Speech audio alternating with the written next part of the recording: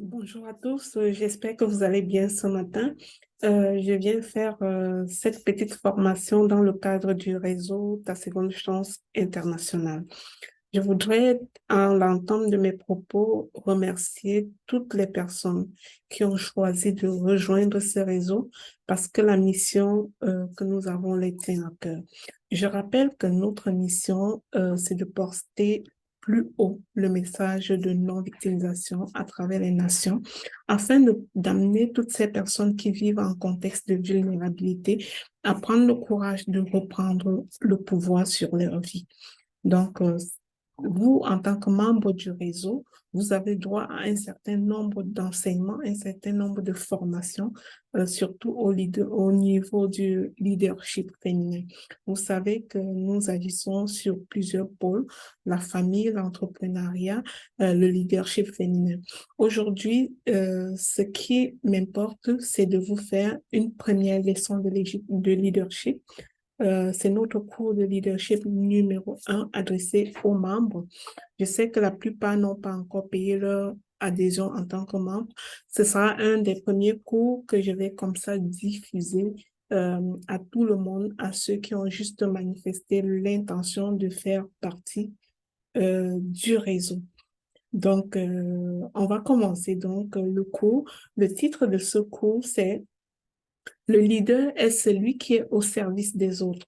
Je vais vous donner un enseignement sur cette thématique-là. Le leader serviteur, d'accord? Le leader serviteur, parce que le leader est celui qui est au service des autres et c'est de cela que j'aimerais vous parler ce matin.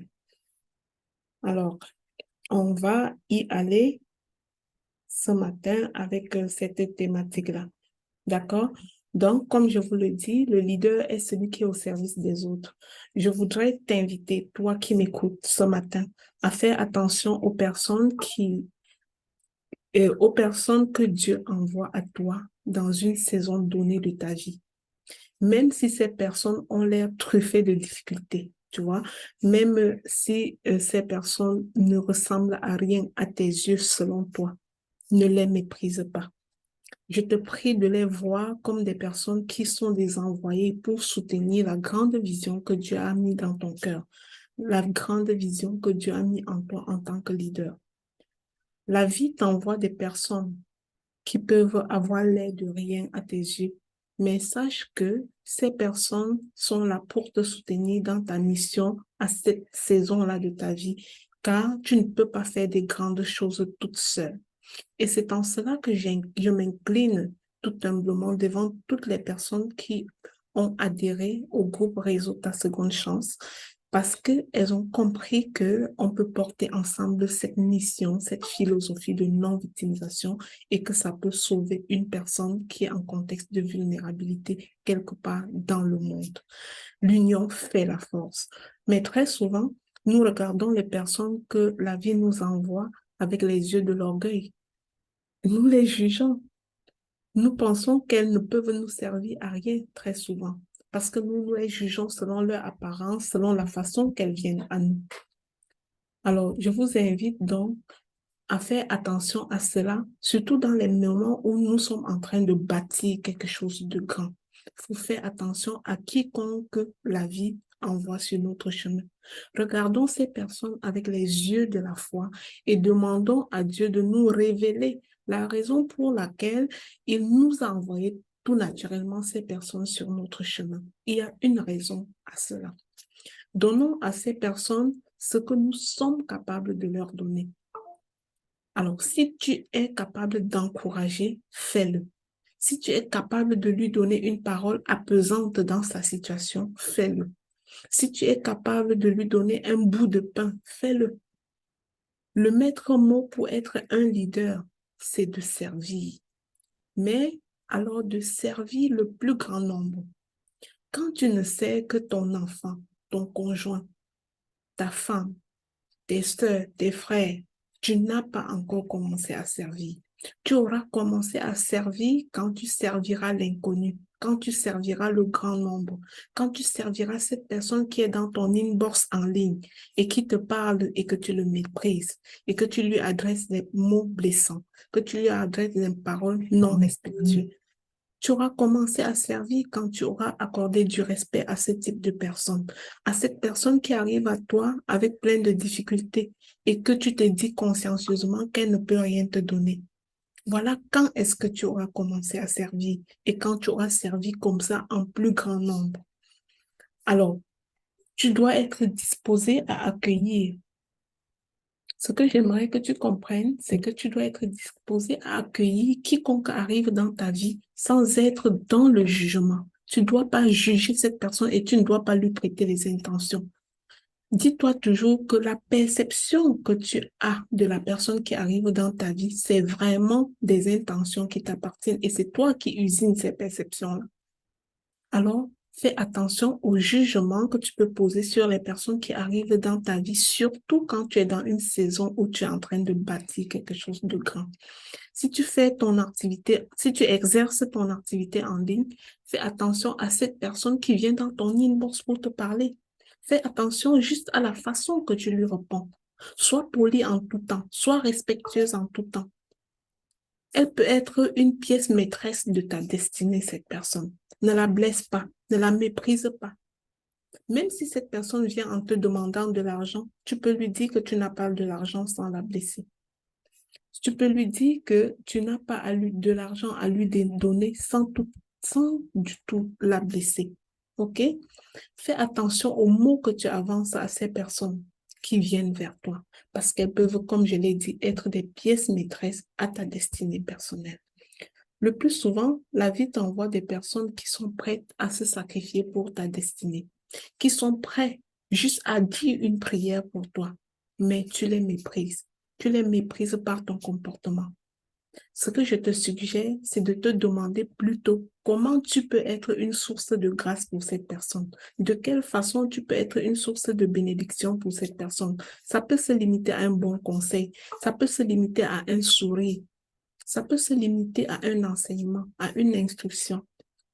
Car le bon leader doit servir le plus grand nombre de personnes.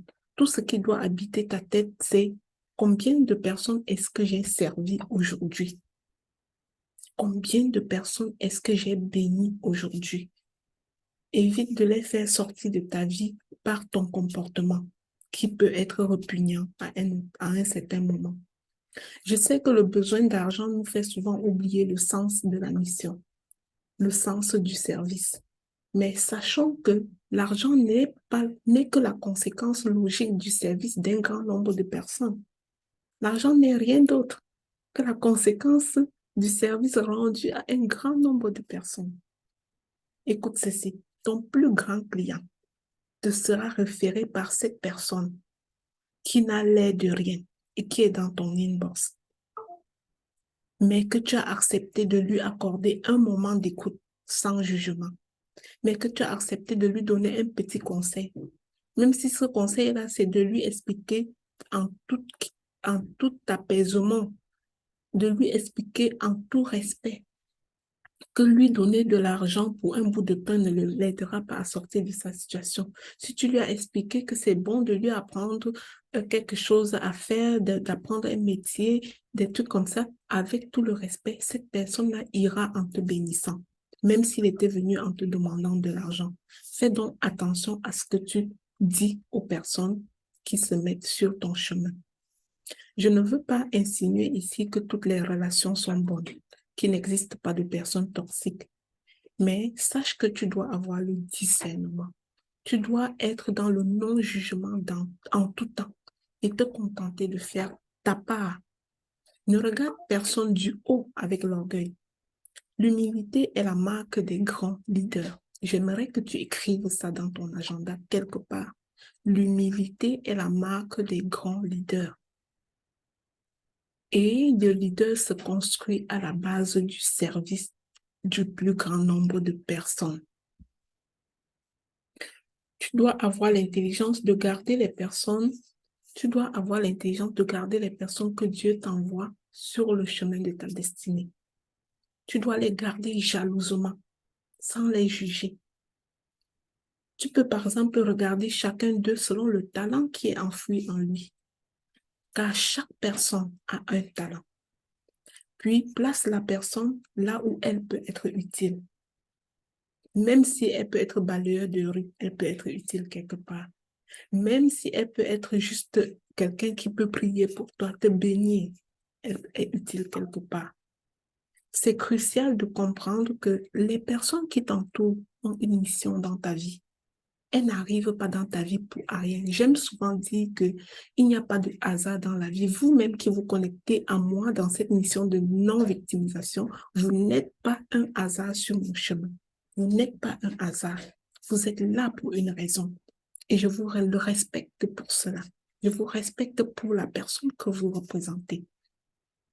Alors, nous ne devons pas rejeter les personnes qui viennent sur notre chemin par de simples jugements que nous construisons nous-mêmes. Faisons attention à cette personne qui a l'air bizarre, mais que Dieu a trouvé bon de l'envoyer dans notre vie. Fais attention, toi, à la façon dont tu réponds à cette personne dans ton inbox, à cette personne que tu croises sur ton chemin, à cette personne que tu rencontres à la mosquée, à l'église, sur ton lieu de travail. Fais attention à cette personne que tu rencontres à l'épicerie. Ne la regarde pas du haut de ton piédestal. Descends à son niveau comme un parent qui se met à la hauteur de son enfant et demande-toi comment tu peux la bénir. Tu peux par exemple la bénir en l'enseignant quelque chose, en lui donnant un sourire, un accueil chaleureux, en l'encourageant dans ce qu'elle vit, en lui donnant un petit conseil. Je vous dis ici que ce qu'on donne à l'autre n'est pas toujours de l'argent. Il y a bien de choses qui sont plus importantes que l'argent. Mais souvent, au nom de l'argent, nous repoussons a priori les personnes qui viennent à nous. Si tu es une maman, fais attention à cet enfant que tu héberges et qui n'est pas le fruit de tes propres entrailles. Je veux que tu retiennes bien ceci. Si tu es une maman, fais attention à cet enfant que tu héberges et qui n'est pas le fruit de tes propres entrailles. Fais attention à cette servante qui est dans ta maison. Une ménagère, par exemple, qui vient travailler dans ta maison, fais attention à celle-là. Fais attention à la façon dont tu la traites. Sois cette maman qui va traiter ta ménagère de telle manière que même 20 ans plus tard, elle est encore capable de te saluer et de te respecter. Tu te demandes parfois ce qu'elle peut t'apporter. C'est vrai. Mais laisse-moi te dire que Dieu peut passer par elle pour te donner quelque chose de bien. Dieu peut passer par elle pour ouvrir la porte de ta destinée. Dieu peut passer par elle pour te faire le plus grand bien, pour te mettre en sécurité. N'oublie pas que Dieu se sert toujours des gens qu'il envoie dans nos vies pour nous bénir. Et ce serait vraiment dommage que tu rejettes ces personnes-là en dehors de ta vie, par simple orgueil, par manque d'humilité, par refus de rendre service alors que tu veux être un bon leader, un grand leader. Si tu veux vraiment développer ton leadership, fais attention à la façon dont tu traites les gens. La vie est un mystère. Attention à vos jugements. Attention aux intentions que nous prêtons aux autres. Alors, ça, c'était la leçon numéro 1 de leadership adressée aux membres du réseau Ta Seconde Chance, qui ont choisi de porter très haut le flambeau de la non-victimisation, la philosophie non-victimisante pour aider les personnes en contexte de vulnérabilité à reprendre du pouvoir sur leur vie, à comprendre le mystère qui se cache derrière leur souffrance, à comprendre que l'or ne peut apparaître sur la vitrine qu'après être passé par le feu. Et c'est ce feu-là que nous appelons nos souffrances. Je t'invite à penser à cet enseignement que je viens de te donner, qu'on ne peut pas être le leader si on ne sert pas un grand nombre de personnes. On n'est pas le leader en fonction de la quantité d'argent que nous avons dans nos comptes bancaires. On est leader en fonction du nombre de personnes que nous impactons, en fonction du nombre de personnes que nous bénissons par notre comportement, en fonction du nombre de leaders que nous enseignons par notre propre conduite, en fonction du nombre de personnes que nous bénissons par notre propre façon de faire.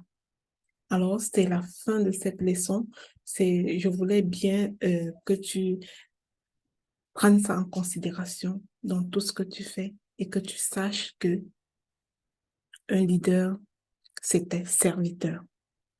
La Bible ne dit-elle pas, le plus grand de nous est le serviteur de tous.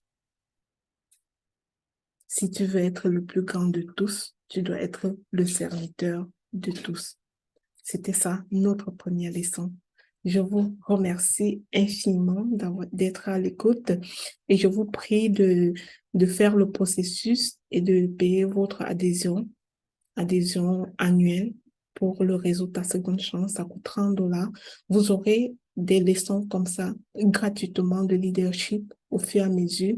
Et je commence par la donner à tout le monde, mais avec le temps, on va vraiment se concentrer sur ceux qui ont choisi d'adhérer concrètement au réseau Ta Seconde Chance, d'accord? On va arrêter de le donner comme ça à la volée. On va vraiment se concentrer sur ceux qui ont choisi d'adhérer. Merci vraiment pour votre engagement. Je me sens très honorée de partager cette vision-là avec vous. Je me sens très honorée de votre engagement à porter avec moi cette mission de non-victimisation à travers les nations. Je suis sûre qu'ensemble, nous irons très loin. La vision est très grande. Elle est tellement grande que je sais que je ne peux pas la porter seule.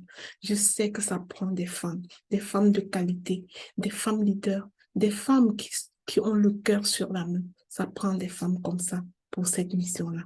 Je vous remercie d'avoir écouté cette leçon. Rendez-vous à la prochaine leçon